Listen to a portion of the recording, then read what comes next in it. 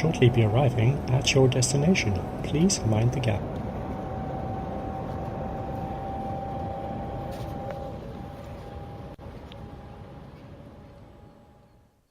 Hello and welcome to my Forest of Dean model. So I'm dealing with a site that's just to the east of the Forest of Dean, as you can see here. It's the station marked with the arrow, and the site was previously mostly farmland, with the odd random house dotted here and there, and it was bordering the forest core. So what I'm hoping to do with this project is to expand that forest core and the forest itself and make an area which is dominated by trees, interspersed with a few houses. And this model could potentially be applied anywhere that you got forest that's you wanting to expand, so it could be applied all around the Forest of Dean itself. So let's go have a look at the site, shall we? So arriving on the site, I would be using the basically I'd be making a new railway network, and I'd be using the old rail network that did exist in the Forest of Dean. I'd be using that infrastructure to build a new rail line. And this particular train is a maglev train, so it would be very low with its noise. And the other thing that's quite fun about it is you can see that the rail's on pylons, so it's raised above the forest floor so that nature can travel underneath the trains and it doesn't get hit by the trains. And it also means that you don't have to have these big wide expanses of gravel going through the forest. So one of the ways you would get around my site would be through using these cable car systems. So that cable car is going to zip down the hill there. And that's because the site is very much on a very steep slope. So if you wanted to get from the top to the bottom of the site, it could be quite a long walk up a lot of stairs. So I thought cable car would be a good way to get around. So I'm just going to hop over here. Of course you wouldn't do that in real life, I'm just checking a little shortcut. So let's go have a look at one of the houses that I've got here. So as you can see, all the houses are built up in stilts. So the idea is that you would have vegetation coming up underneath the houses themselves. And all the walkways are also on stilts. And the idea with that is just to have as minimal an impact on the hillside itself, so you can have as much vegetation growing as possible. So these houses over here, they're not the biggest of houses, they're much smaller in size. So you'd probably have a few rooms in here with your bathroom and living room and so on. But the idea with these is that these houses are clustered nearby the train station to allow people who are commuting to work or small families or so on to live very close by, so they're in walking distance to this train station. So as you go down the hill, you get slightly bigger houses appearing. So let's pop back up in the train station and go further down the site. So this actual train station building itself, you would have commercial and like shopping, restaurants, things like that in here. So it would be a space that the public could use for amenities. So if we get the cable car back, let's go for a cable car ride.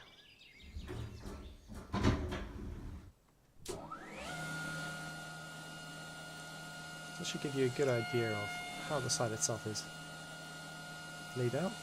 So as you can see, I've maximized the space for trees. So you've got a lot of climax trees interspersed with pioneer species trees.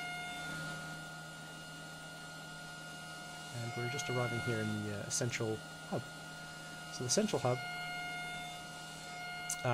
building, normally what would happen is when you arrive in the cable car itself would actually go down into the building itself. But I've done it so we just land on the roof here. So normally you wouldn't be, this cable car would be going right through the roof here, but I'm just going to cheaply hop over this pond here. So you would arrive inside the building and you can then access the rest of the site from there. Up here you've got a big tower, and this tower is not only the cable car tower that attaches up to the train station up above, but it would also be a platform where you could have airships coming in and docking with the top of that, and then going down this left side here, cargo would then be sent downwards. And I don't know if you saw him very briefly there, but there's a forklift coming back and forwards, and that would take your cargo back and forwards to the industrial area. But I'll talk about that a bit more in a second. So the other thing we've got here is we've got some drone cars. Let's get a model of this guy. He's off he goes. And the idea with the drone cars is because we don't have any roads on the site, this would be another form of transport getting from this site to surrounding sites or other towns that already exist around the area. So they could have little pads on the rooftops, and these pads would also act double up as not only just landing pads but also as solar panels. And they would be automated drone cars, so you wouldn't have to drive them. You just get in.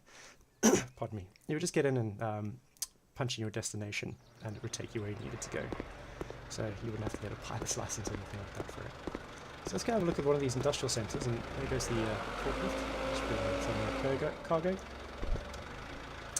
And these industrial centres, they're quite big buildings, and to reduce the footprint that they have on the actual hill itself, they'd have quite big, deep planted rooftops. So lots of vegetation, and the forklift truck would drive up over here, and this would be a platform, and it would actually take it down into the building itself. But, got me that time, cheeky bugger.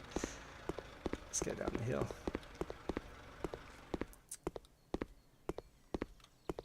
So the centre itself, again, it's also quite imposing. But on the rooftop there, the idea of having that pool and that pond up there, and that grass would be like a garden, is to give the people who are working inside that centre to have a place where they can go and have some lunch. So these are some of the bigger houses. They would probably be for 4 or 5 rooms, much larger for your families. Oh man, this bush. It always gets in the way. Alright, let's go have a look at one of the other types of housing. So this type of housing here is for people who want to have gardens. So as you'll notice with all these other houses, like these ones have got balconies outside of them, and the ones at the top of the hill didn't have any gardens at all. But these ones do. They've got gardens on their rooftops, and the idea with this whole site is that in a lot of urban areas you do have gardens, but a lot of them are just concreted over or just covered in gravel, and I just feel that's such a waste of space, whereas this whole area is like a big garden and forest really. So it's only for those who really want to have a garden that they could then come and live in these sort of houses over here. So that just maximizes how much of the land we can actually give back to nature, as it were. So one of the fun things about these houses is that you would actually have a tree coming up through the center of the house, and this would as such become your family tree. So that's just a bit of a fun idea I had there.